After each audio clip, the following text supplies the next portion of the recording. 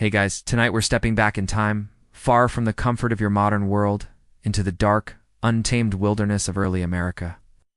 You might think you're safe, tucked in your bed, but as we journey through tales of the weird rituals of early American settlers, you might just find yourself checking under the covers, and who knows, might not survive the night with your sanity intact. So, before you get comfortable, take a moment to like the video and subscribe, but only if you genuinely enjoy what I do here. Let me know in the comments where you're re-listening from and what time it is for you right now. Now dim the lights. Maybe turn on a fan for that soft background hum, and let's ease into tonight's journey together. Section 1. I used to think my son CJ just had an overactive imagination. He's only 4 after all. Kids say the weirdest things sometimes, right? For months he's been talking about this so-called fake dad.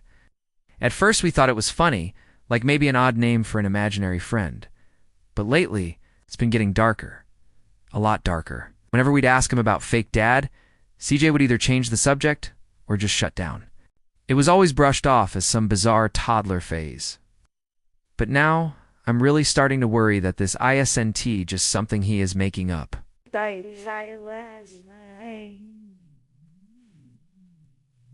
Just last week, we were driving home from the beach. CJ was unusually quiet in the back seat. Out of nowhere, he tells us, "I used to have a fake mom, but she drowned in the ocean." My husband and I just stared at each other. It wasn't just the creepiness of what he said, it was when he said it. We had literally just come from the ocean. I tried to play it cool, gently asking him if fake dad had been with us at the beach too. He simply shook his head. "No, I don't want to talk about fake dad tonight," he mumbled. Later that evening, my husband and I were finishing dinner while CJ played nearby. We overheard him talking to himself under his breath. Ouch. That was a bad idea. I shouldn't have listened to him. I asked him what he meant. And that S, when he told us fake dad, had told him to walk across the new train set we got him for his birthday, the one he absolutely loves. CJ confided that fake dad always tries to convince him to do bad things. He hasn't acted on them yet. Not really, but it shook me to hear my son admit that. He also said fake dad gets angry whenever he hugs his real dad. And then his little voice cracking, he said, "I don't like fake dad. I want him to leave me alone." As I'm sitting here writing this down, CJ suddenly started crying from his bedroom. I rushed to check on him, expecting to find him hurt or just scared from a bad dream. But the lights were still off. He'd fallen off his bed, something he's never done before. And he looked dazed, confused, and completely shaken. And then, last night happened. We'd just settled in for the night. The house was quiet. Out of nowhere, there was a loud bang from CJ's room. My heart dropped. I went to check, expecting to find him maybe throwing toys or tossing in his sleep. But when I peeked in, the lights were off. CJ was lying in bed, seemingly asleep. I was standing in the doorway, trying to make sense of the noise, when my husband walked up behind me. That's when CJ suddenly sat upright. "He said you could come," CJ said. My breath caught. "Who said that, sweetheart?" CJ pointed to the corner of his room. "Fake dad," he whispered. We both turned to look where he was pointing. I swear on everything I saw the silhouette of a man. A large man just standing there, in the shadows, not moving. My husband saw it too. We both froze for a second before he lunged for the light switch. Just like that, when the lights came on, there was nothing there. We didn't wait another minute, packed a bag and left the house that night. There was no way we were sleeping there after what we saw. Honestly, I don't even know if I want to go back at all. We're staying with my aunt now. Later today, we're going to talk to her priest. Maybe get some answers, or at least someone to help us figure out what the hell this thing is, and how to protect our son from it. Because whatever it is, it's not imaginary, it's not harmless. This next part took place nearly 2 decades ago, but it's etched into my memory like it happened last week.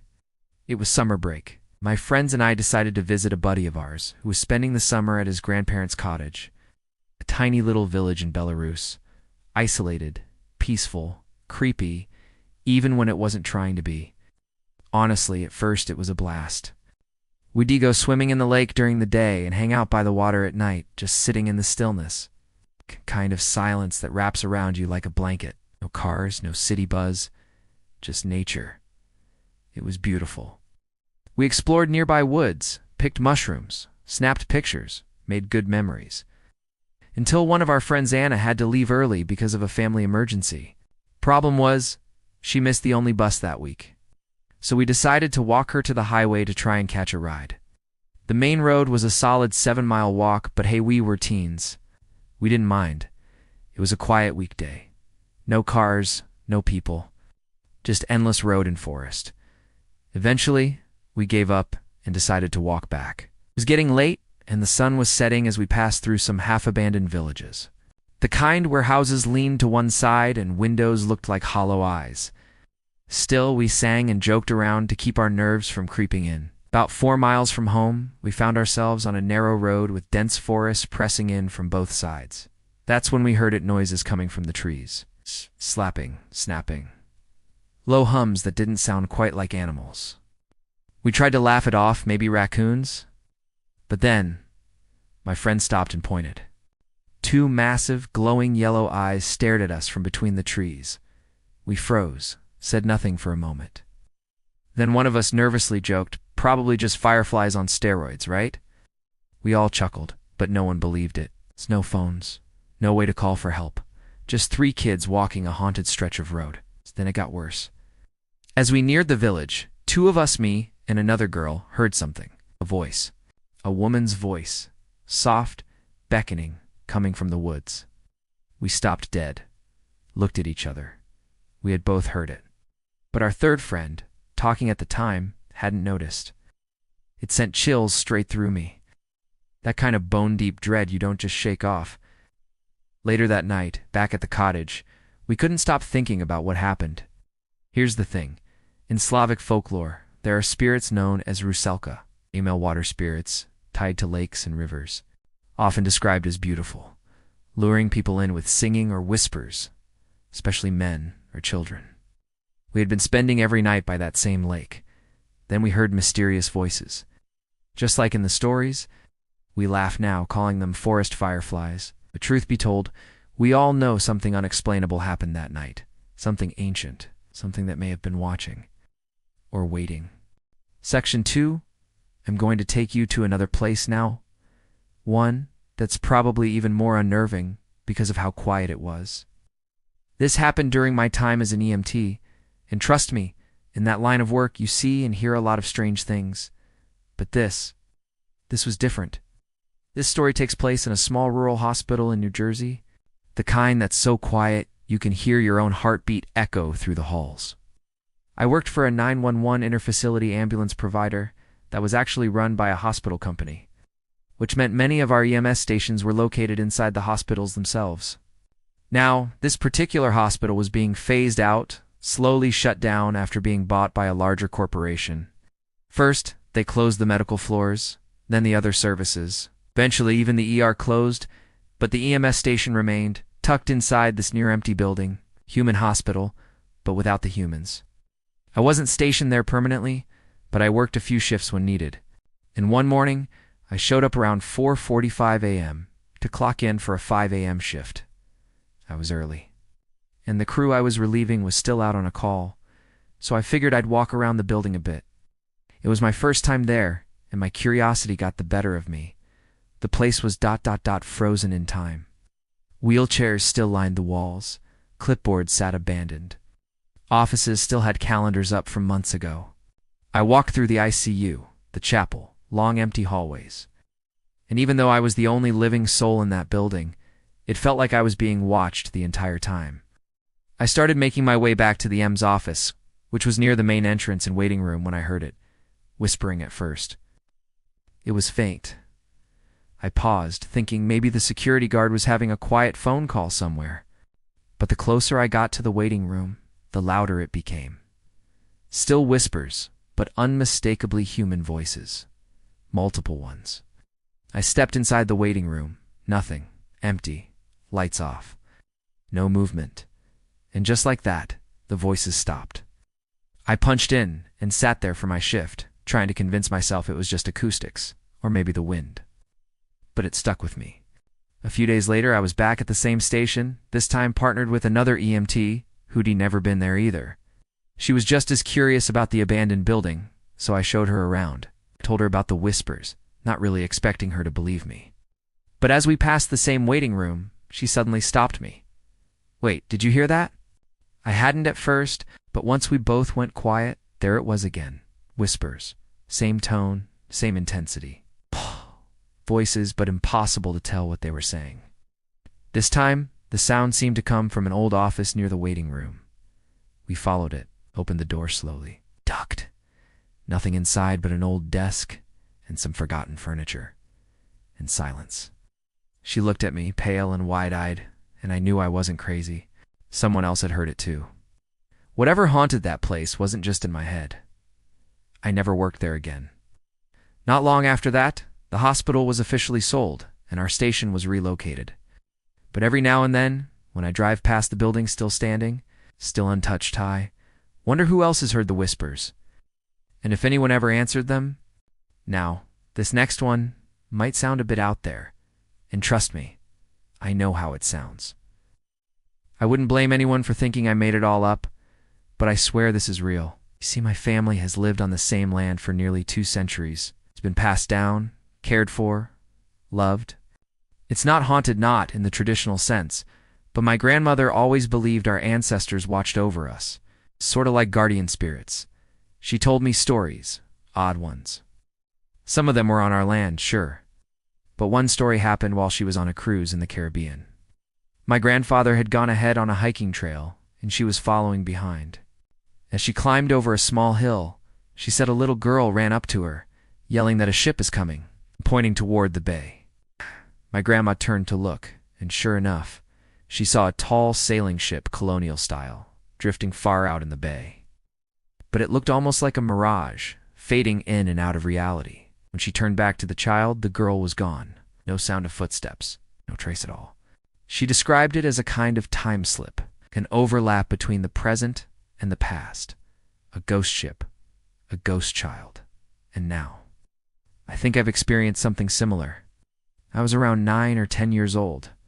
That summer, 2 of my friends came over almost every weekday since their mom had to work. We spent our days playing video games, exploring the woods around our property, just being kids. One day, we decided to follow my brother's dog down a game trail. It led us into parts of the land we hadn't explored before. As we walked, we joked about getting lost. I laughed and said we could survive by eating leaves, which got a good laugh from the others. But then, something changed. We reached an old fence line I recognized but hadn't seen in years. The dog ducked under one of the strands, so I followed her. But the second I came up on the other side, everything was different. The woods were gone. The landscape had shifted. It was a fenced clearing an acre widened. It looked eerily familiar. It's like where our house should have been, but things were off. Trees were smaller. The fence looked brand new. A windmill that had always been broken. Now it stood tall and pristine. The sunlight was brighter. The air felt heavier, like I was dreaming, but still somehow awake. I felt weird, like I'd slipped into a memory that wasn't mine, a version of the land from decades, maybe a century before. I turned around quickly, crawled back under the fence, and the moment I did, the woods were back. Everything was normal again. I've tried to recreate that moment a dozen times since, but it's never happened again. Some say that crossing certain boundaries, physical or spiritual, can cause a person to shift realities. Maybe that's what happened. A time slip, a dimensional overlap. I don't know, but I know what I saw. I haven't been the same since. Section 3. This next story happened when I was just 9 years old. It was supposed to be one of those unforgettable fun nights. And, well, it was. But not in the way you'd hope. My best friend Matt's parents were taking us and his 2 younger siblings out to a place called Discovery Zone, one of those indoor kid havens with ball pits, slides, and enough chaos to wear any kid out. Afterward, we grabbed some dinner, and the plan was to head back to Matt's house for a sleepover. Seemed like a perfect evening. Matt's family lived in a pretty rough part of town east side. Getting to their neighborhood meant driving through a long stretch of undeveloped land. It wasn't exactly woods, more like vast, overgrown prairie on either side of a dirt access road. Half a mile in either direction, just tall grass and quiet. Now, I should probably mention something about myself back then. I was scared of everything. And I don't mean like, oh, scary movies are spooky. No, I mean full-on irrational terror of the dark. I'd turn off the light and sprint up the stairs like something was chasing me. I'd sleep with the covers over my head, leaving only a tiny hole to breathe. I couldn't even watch the trailer for a horror movie without panicking. So I'm sitting in the back of their red Chrysler minivan, peeking out the window at the prairie, while everyone else is asleep. Matt, his brother, his sister, just quietly soaking in the moonlit scene outside. That's when I saw her. She was walking along the prairie on the right-hand side, about 20 feet from the van. I could see her clearly in the moonlight, a tall, fragile-looking woman, slightly hunched over. Her hair was long, thin, soaked through like she'd just come out of a river. Her arms and legs were gangly, almost too long. And then she stopped. She turned her head, slowly, and looked right at me. At first I thought, okay, weird, creepy old woman maybe. But then the real horror hit me. It wasn't a woman's face. It was the face of a horse. No joke. A pale, muddy, water-drenched horse head, where her human head should have been. Its long snout dripped water, and its cloudy, milky eyes looked blind like they'd been that way for years.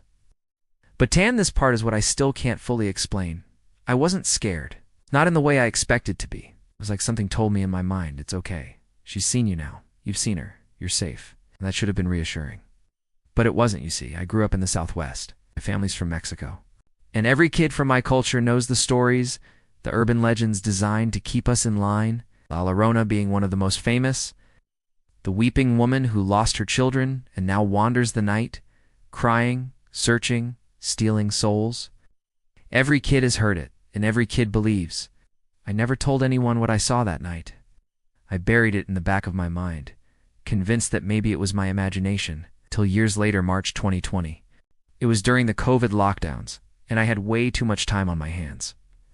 I found myself deep diving into old message boards about paranormal encounters, especially those set in Mexico. Just reading through thread after thread, and I saw a post that made my heart stop. This guy was dating a girl from Mexico. He went walking through her uncle's mango grove one evening, and he noticed an old woman ducking behind the trees. Creepy but harmless, right? He pointed her out to his girlfriend. The girl barely glanced before grabbing his arm and sprinting back to the house. Once there, she breathlessly told her uncle there was an old witch watching us. She had a horse's head, not a goat, not a demon, a white horse head. Hot. And if that wasn't enough to send my stomach into my shoes, a comment below the post sealed the deal. Another guy chimed in. He said his dad and his dad's friend had a similar experience years ago partying in Mexico. Driving home and seeing a girl walking down the road alone, soaking wet, they stopped to help. But when she turned around, same thing, horse's head, milky eyes, water dripping off her face. That was when the hairs on my entire body stood up. How could I have imagined exactly what multiple people across the continent have seen too? I tried looking for folklore references, anything involving a horse-headed woman, but came up empty. Fast forward a few more years, I'm at Universal Studios walking through one of the horror attractions. One of their haunted houses had a theme involving witches and forest demons. At the end of the hallway, there's this massive animatronic figure. It's a woman, but her face is a skinned, bloodied horse's head. I froze right there. I wasn't the only one who had seen her. Let me tell you about something even more recent. My husband and I, both in our early 20s, had just celebrated our wedding anniversary with a road trip. We'd taken our camper out to Cherokee, North Carolina. Beautiful place, especially if you like nature. And cemeteries. Yeah, we were one of those couples, fascinated by old graveyards and abandoned towns. A little spooky fun? We'd heard about this remote cemetery called Connor Cemetery near Couch Creek, about 2 miles off the main road. So one afternoon, we decided to hike out and see it for ourselves. We parked by what we thought was the trailhead, hopped out, and started walking. But the trail was barely visible, one of those paths where, if you weren't looking for it, you'd miss it. I took the lead, keeping my eyes on the ground for snakes or holes. My husband followed a few feet behind. Suddenly, he stopped. "Hey babe," he said, "look at that statue." I looked around, expecting to see an angel statue or maybe a cross like you usually find in old cemeteries. But no, this thing. It stood at least 12 to 15 feet tall. It looked like a deer or an elk butt. It wasn't metal or stone. The body looked like it was made of wood or leather, something raw and organic. In the face, I can barely describe it. Something between a camel and a moose, elongated, weathered, with small, deep-set eyes. It just stood there off to the side of the trail, like it had been waiting for us. My skin crawled. "I don't like that," my husband whispered. "We should go." The second he said it, we turned around and made our way back to the car, quickly and silently. Neither of us spoke much until we were driving. Then he told me something that made my stomach twist. "I think it blinked," he said, and I swear its ear turned. It's like all the way around. I hadn't seen that, but what I had seen was unsettling enough. It looked alive, preserved maybe, but definitely not man-made. Back at the camper, we started researching. Nothing. No local records. No blog posts. Not even an offhand mention on forums or Reddit. That statue or creature just didn't exist according to the internet. So we went to a nearby Native American bookstore we had visited earlier that week. The elderly woman who ran it was kind and listened patiently as we described what we saw. She didn't flinch. Instead, she said something that made my heart drop. Sometimes, she said, these things choose who they show themselves to. If it wanted you to see it, you were meant to. Section 4. I need to preface this next story by saying, yes, I know how crazy it sounds. It even feels a little absurd when I say it out loud, but I promise you, I'm not exaggerating.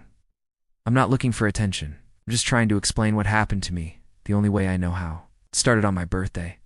I had this friend who was, well, let's just say, extremely familiar with substances of all kinds. For some reason, he decided that the best birthday gift would be a square of hardcore LSD. I didn't know better. I was young, naive, and honestly kind of reckless. So I took the whole thing. I just popped it in my mouth like it was a piece of candy. My friend warned me that it would take about an hour to kick in and that the experience would be intense. But for me, it didn't take nearly that long. Within minutes, my stomach felt like it was being twisted inside out. The walls of the room began to shrink, or maybe I was growing, I couldn't tell anymore. I could barely breathe. I told him I didn't feel right, and he just smiled and said, "Yep, it's starting. You'll be fine." To try to calm down, we left the apartment and sat outside in the garden. It was around 8 p.m., and at first, it wasn't so bad. Everything had texture more than normal. The plants seemed to be alive. The tiny pebbles in the walls danced. My friend played some music, and for a few moments I actually enjoyed it. But then it all changed. I started seeing people walking by, and every single one of them had some kind of flame inside them. It's like a burning aura. Some flames were bright and beautiful, peaceful even. But others, they made it hard to breathe. People would come near me, and I'd be overwhelmed by a heavy, suffocating energy. I could feel things coming off them: sadness, anger, desperation. I was hyper-aware, overly sensitive, and it didn't stop there. We walked to a local bar to try and distract ourselves.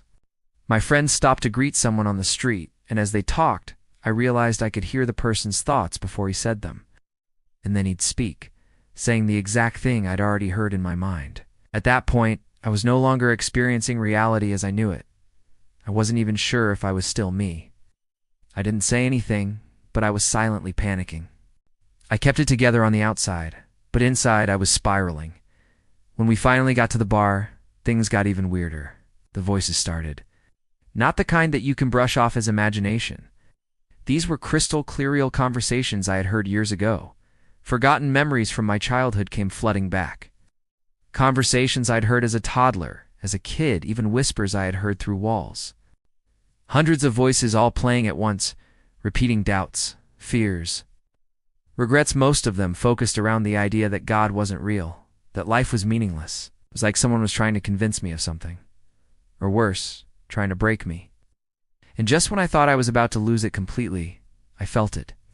I don't know how to describe it except to say it was like being pulled out of my body. My thoughts, my memories, my soul, it all felt like it was being separated from me. I was being ripped away from myself, and I knew, deep down, that if I didn't fight it, I wouldn't come back. I was paralyzed by fear, frozen in my seat. Then came the visuals. All around the bar were shadowy figures, tall, black shapes with glowing red eyes. They were sitting with people, standing in corners, dancing among the crowd like they belonged there. But they weren't human. I knew they weren't human. I stared at one, and then I heard a voice. But unlike the others, this one didn't come from outside. It didn't sound like a memory. It came from within me. Leave this place. Something bad is about to happen. You don't belong here, my son. It spoke in perfect Spanish, my native language. It didn't feel like a suggestion. It felt like a command. The moment I heard it, every other sound, the voices, the screaming, the chaos, it all stopped. I snapped out of whatever grip I was in. I looked at my friend, grabbed his shirt and said, "We need to go."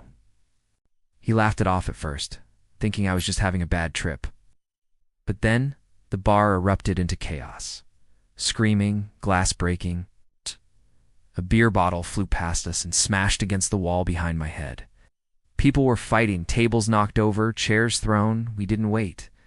We bolted out of there, running full speed into the night.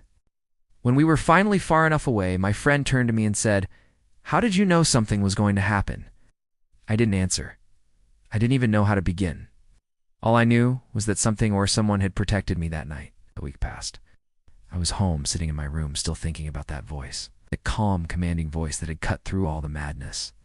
And for the first time in my life, I felt like I had connected with something higher, something good.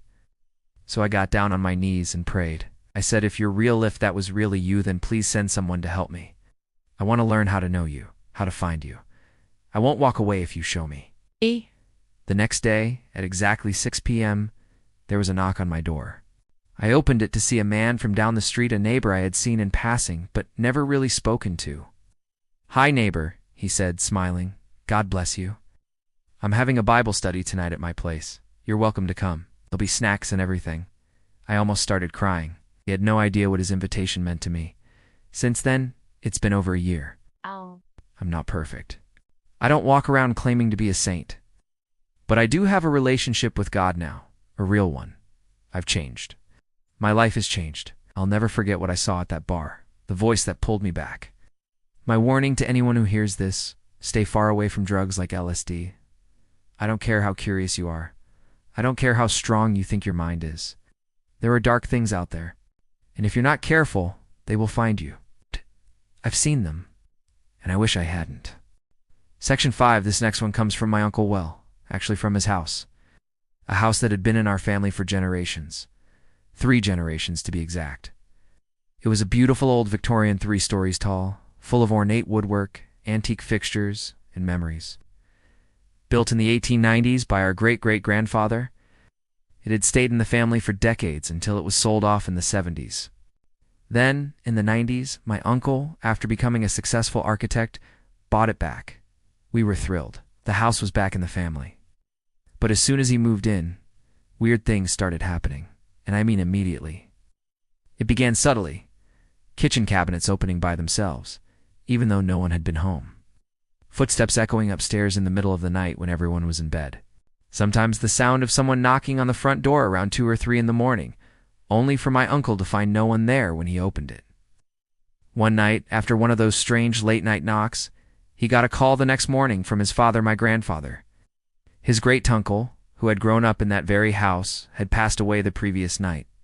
The timing, almost exactly when the knock had come.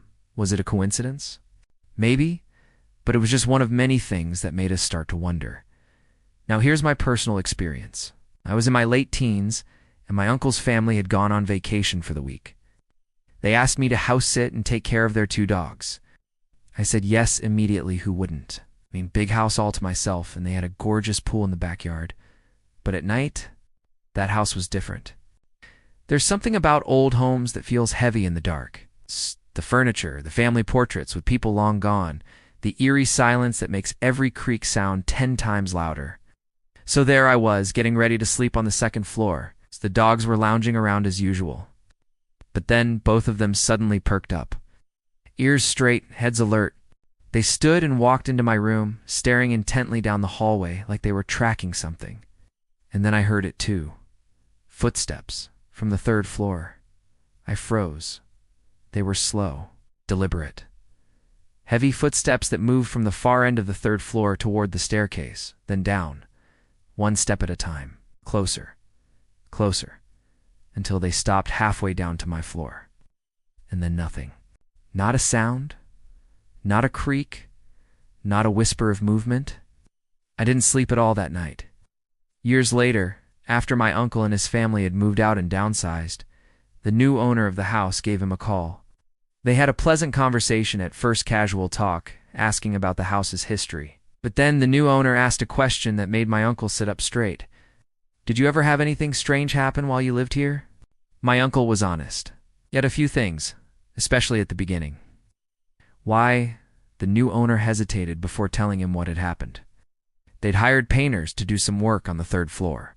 The owner had to step out for a bit and left them to it. When he came back, he found all the painters sitting out on the front porch, nervous, pale. One of them stood and said, "Sir, we're not going back in there, not to the third floor." Apparently, one of the workers had been alone upstairs painting near the window when he felt a hand grip his shoulder, firm, solid. He turned around, expecting to see one of his co-workers. No one, no footsteps, no door creaking. Just that heavy silence. Another story from the same new owner. His brother came to stay the night and slept on the third floor. In the morning, the owner found him crashed on the living room couch. "What happened?" he asked. His brother looked him straight in the eyes and said, "When I was getting ready for bed, I felt someone touch my shoulder, but no one was there." My uncle just chuckled and said, "Oh yeah. That's probably just the old family spirits. They'll get used to you." Honestly, I don't think the new owner found that very comforting. Now, let me tell you about something I experienced personally when I was in college. I moved to Oregon in 2018, completely broke, and ended up renting a room in a shared house. It was an old house, like built in 1840, kind of old. My room was in the attic, which sounds creepy already, but the rent was dirt cheap, and I figured I could handle it. The other girls who lived in the house warned me that strange stuff happened sometimes. Doors opening, weird creaks, cold spots. I brushed it off as overactive imagination, or maybe too many late-night ghost shows. But then came Thanksgiving. Everyone left to be with family, except me. I stayed behind. That morning I woke up freezing, like seer breath kind of cold. I went downstairs to check the thermostat and cranked it up a bit. As I was pressing the buttons, I heard something behind me and two women talking, whispering, stopped, listened. One of them said, "He's coming." I have no idea what they said after that. I was too freaked out. I checked the house, every room. No one was there. It was just me. Later that night, I was curled up on the living room couch with one of my roommate-esque kittens on my lap, just petting her, half watching TV, half zoning out. Then the kitten suddenly stiffened. I looked up and saw it. A shadow, inky black, pressed against the window pane. Not a reflection, not someone outside. It was on the glass, and it was watching me. Then it moved, just slid off the window and disappeared.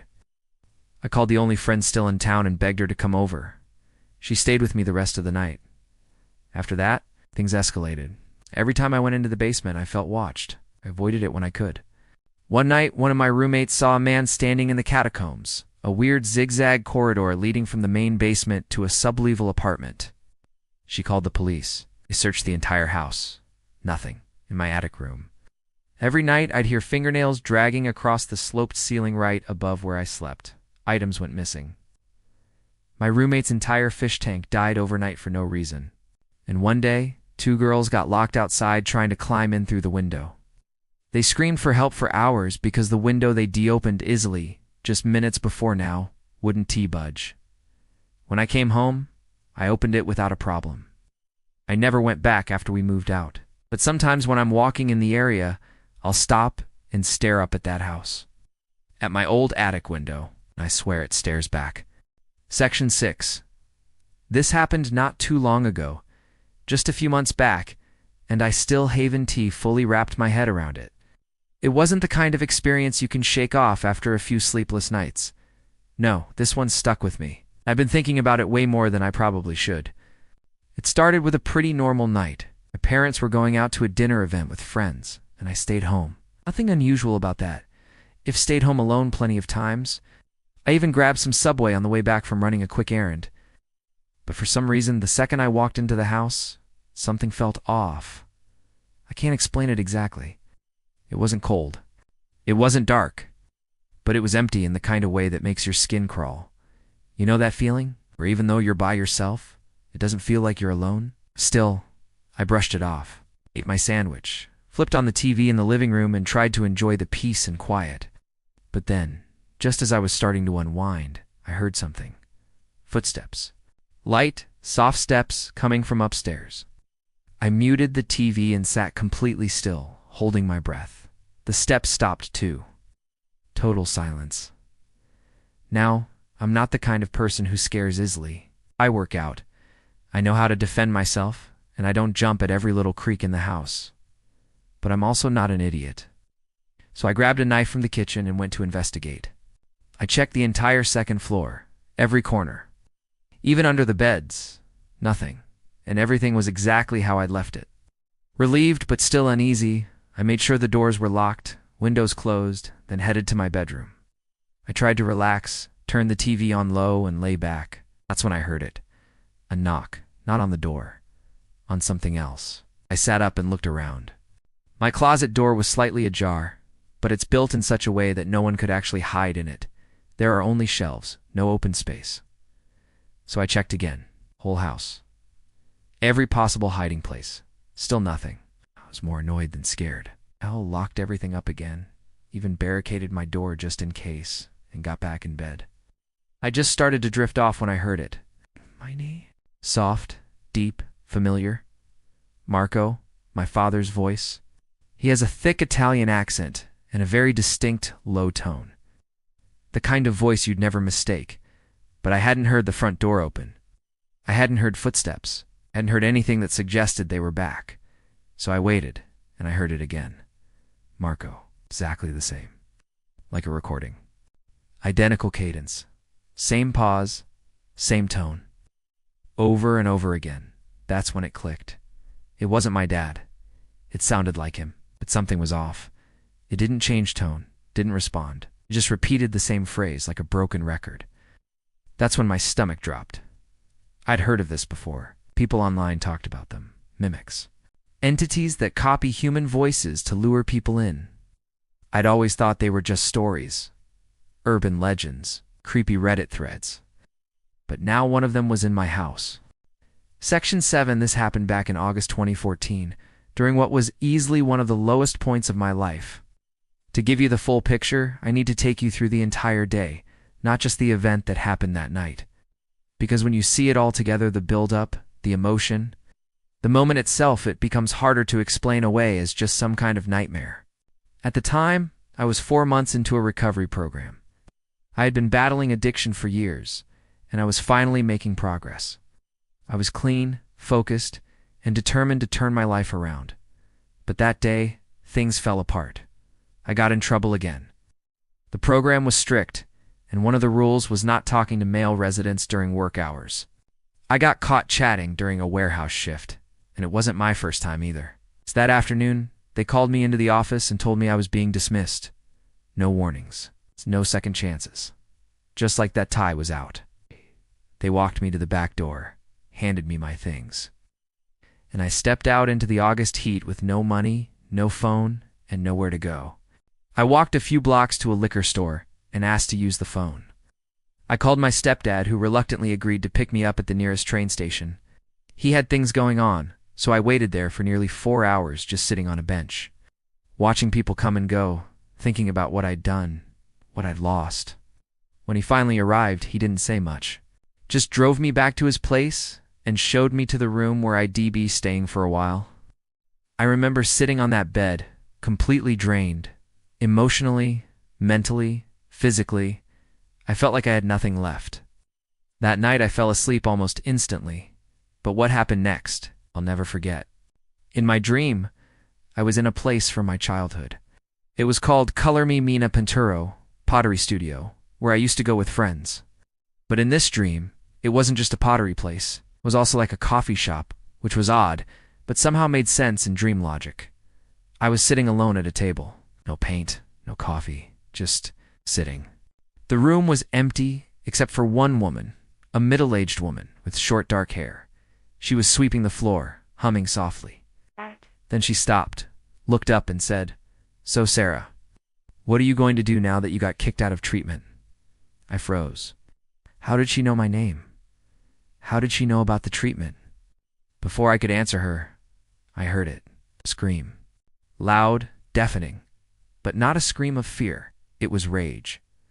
Pure, unfiltered hatred. The woman didn't react. She just stared at me, expressionless. And that scream, it wasn't just in the dream anymore. I sat bolt upright in bed, but the scream didn't stop, followed me into the waking world, echoing through the dark silence of my room. I sat there waiting for anyone to come check on me. My mom, my stepdad, but no one did. The house stayed quiet, except for that horrific sound fading away in the distance. And then I felt it, to my left, a presence. I turned my head, and that's when I saw her. Standing by the window, shrouded in shadows, was a figure.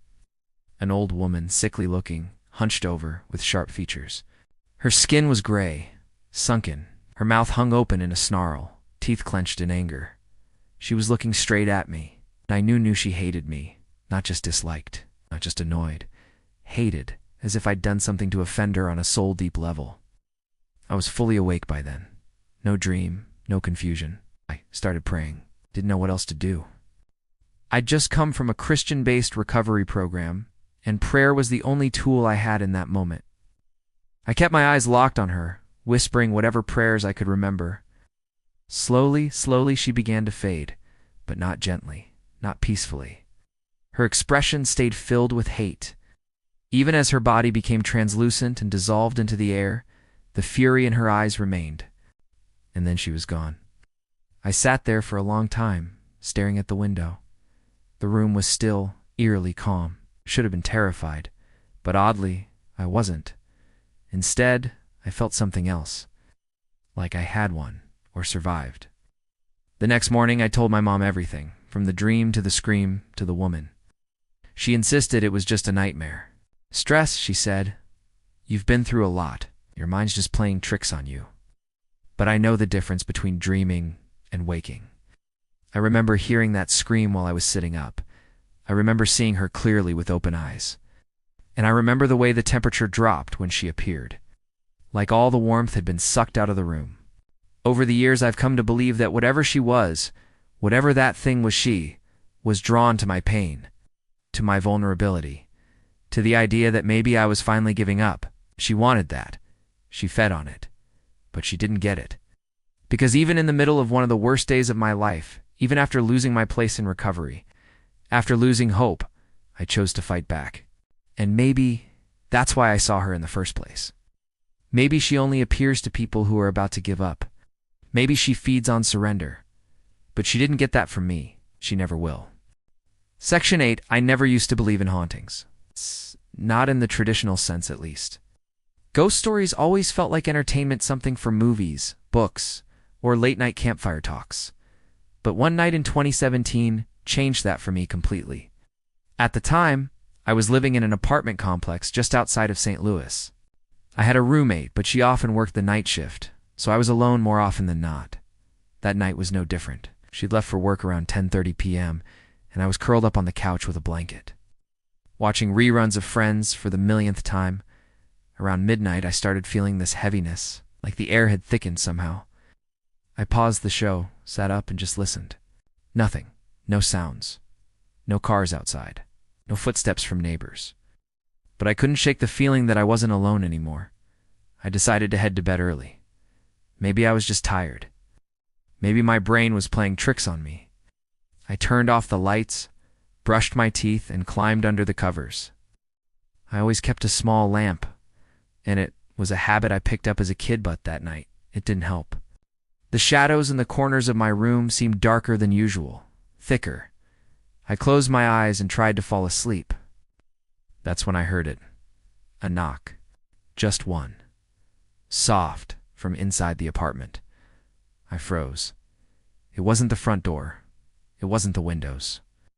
It came from within, like someone had knocked on the inside of my bedroom closet. I sat up slowly and turned my head. Nothing. I convinced myself it must have been the pipes, or the building settling. Anything but what it felt like.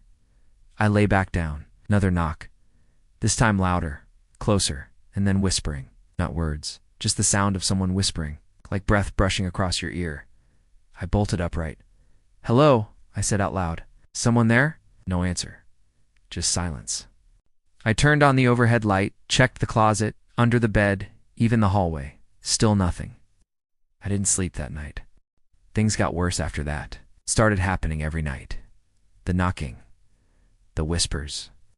Sometimes the sound of something dragging across the carpet. Once, I swear I heard someone crying from the other room. My roommate began noticing things too. She'd leave her room and find the kitchen cabinets open, the sink running, lights flicking off and on by themselves. She even caught a glimpse just once of a figure in the hallway mirror, a man standing perfectly still, watching her. We were terrified. We tried blessing the apartment, burning sage, saying prayers. Nothing worked. One night I had a dream more. At least I think it was a dream. I was standing in the middle of our hallway, facing the front door. Everything was dark, except for the faint light coming from the kitchen, and then I heard footsteps behind me. I turned around. There he was, a man, pale eyes hollow, dressed in a dark coat. He opened his mouth like he was going to speak. But instead I spoke, words I didn't recognize. Words that didn't feel like mine. Suddenly I woke up, gasping, drenched in sweat. That morning there were scratch marks down the hallway wall, deep, jagged, like claw marks. We moved out a month later. Years passed. I tried not to think about it too much. But then something odd happened. I was visiting a friend in Colorado, staying in a small cabin they rented out for guests. Very cozy. Wood-paneled walls, big fireplace, nothing creepy about it. Until the third night. We were sitting on the porch, sharing stories. Just silly ghost tales, trying to spook each other. And she mentioned something an entity people around there believed in. They called it the hanger. Supposedly it was a spirit that clung to people after traumatic events, not attached to places like most ghosts. It's attached to you. It doesn't haunt houses, she said. It haunts choices. I laughed it off. But then she paused and said, "You've seen it, haven't you?" I stopped smiling. I hadn't told her anything. She nodded like she already knew. "I had it once too," she said. "It never leaves, not really. It just waits for you to be weak again." That night I couldn't sleep. Not because of the cabin, but because I felt it again. The heaviness, the silence, the watching, and the knock. Just one, from the bathroom mirror. To this day, I don't know what it is. I don't know if it's a ghost, a demon, a manifestation of grief and trauma, but it's real. And I think it waits. It waits until you're vulnerable, until your spirit cracks just enough for it to slip in. And once it does, it learns you. Your habits, your voice, your memories, your fears. And then it mimics. It mimics your family, your friends, your voice. And when you finally let your guard down, when you stop questioning, it moves closer. It lives in the quiet moments, the knocks, the whispers, the slight flicker of movement in a mirror that you almost convince yourself was your imagination, but it wasn't. And if you're reading this, and any part of this sounds familiar, then maybe you've got it too. Section 9. After I left that cabin in Colorado, I made a decision. I was going to live loud, bright, busy. I filled every hour of my day work, social events, volunteer shifts. I even adopted a dog just so I'd never be alone at home again. For a while it worked. Whatever that presence was, whatever had clung to me for so long, it seemed to back off. Maybe it couldn't survive in light. Maybe it needed silence, loneliness, and darkness to breathe. Or maybe it was just waiting. Everything stayed quiet until last October. That's when I moved into a new apartment, a cute third-floor walk-up, with great natural light and a little balcony that overlooked a small, overgrown courtyard. And it felt peaceful, safe. The first 2 weeks were uneventful. I was settling in, rearranging furniture, hanging up fairy lights, just making it mine. But on the 15th night, it returned. I was brushing my teeth when I heard it, that voice. Hey, soft, low. Right behind me. I turned quickly, but the bathroom was empty. I laughed at myself and went back to brushing. But when I looked up, really looked high, noticed something in the mirror. Not my reflection. Behind me, in the hallway, a shape, black, still, just standing there. I spun around, heart pounding, but there was nothing there. Hallway. Empty. Lights on. Doors shut. I stared at the mirror again. Now it was normal. I slept with the lights on that night. The next few days were filled with little incidents. The bathroom light flickering whenever I stepped in, my dog barking at corners, the sound of water running, even when all the taps were off. And then came the laughter. It started faint, almost like it was coming from the apartment above me, except no one lived there. The unit had been empty for months. I asked my landlord just to be sure. He confirmed it. I've been trying to rent it out, but people keep saying it feels weird. That night I woke up at 3:11 a.m. to laughing, right next to my bed. Not joyful laughter, not playful, mocking, as if someone had seen right through me, as if something was enjoying my fear. I sat up slowly. Nothing. But then I looked down at the floor beside my bed, and there they were. Footprints. Wet. Bare. As if someone had stepped out of a shower and just stood there watching me. I called a friend who's deep into paranormal research. She's the kind of person who owns EMF detectors, sage bundles, crystals, and a library full of obscure books on spirits and shadow figures. After hearing my story, she didn't hesitate. "It's mimicking again," she said. I asked her what she meant. She told me that certain entities, especially the older ones, don't attack right away. They observe, study you, mimic the people and sounds you trust, and then they move in. They can take the form of voices, she said, or even smells. Ever get a whiff of your mother's perfume when she's nowhere near? I had once, years ago, and now I felt nauseous. That night, I did something I hadn't done in a long time. Sat down at my kitchen table, turned off the TV, and asked out loud, "What do you want from me?" Silence then. The air shifted. It felt like the walls pulled closer, like the room had exhaled. And I heard it again, my name. But this time, my own voice. "Marco." I ran. I didn't pack a bag. I didn't grab my keys. I just ran barefoot out of the apartment and down 3 flights of stairs. My dog followed me, tail between his legs. We slept in my car that night. The next day, I contacted a local priest. I didn't care what denomination. I just needed someone who believed in things beyond the normal. He agreed to bless the apartment. He brought holy water, prayers, even candles. Halfway through the blessing, the kitchen cabinet behind him slammed shut, so hard it shook the dishes. He stopped, looked at me, and said quietly, "You need to move." So I did. Again. And this time, I didn't tell anyone where. I changed my number. Deleted all my social media. Started over in a new city, under a new lease, in a building that had been newly constructed. No baths, no history, no baggage. I thought I was safe, until last week. I was sitting in a cafe, laptop open, headphones in, trying to work. Then someone tapped me on the shoulder. I turned around. Just a note on the table next to me, folded neatly. I opened it, only 2 words, "Nice try," and I knew. It never needed the apartment, or the mirrors, or the dreams. It just needed me. And now that I've acknowledged it again, spoken of it, written about it, have given it something new to mimic, my fear, maybe that's all it ever wanted. Maybe, just maybe, that's all it needs to come back. Section 10. I've wrestled with the idea of sharing this last part. Not because I'm scared it. It's far too late for that. But because saying it out loud makes it real. Like putting a name on a curse, or cracking open a door you know should stay shut. But if you've followed this far, if you've read everything and felt even a flicker of recognition, then maybe you need to hear it. Because what happened next? It broke the rules of what I thought was possible. It was 3 nights ago. Since the note at the cafe, I had T slept well. Every creak in my new apartment made my muscles tense. My dog, usually calm, had started whining at the walls, scratching at the floor, sometimes barking at nothing.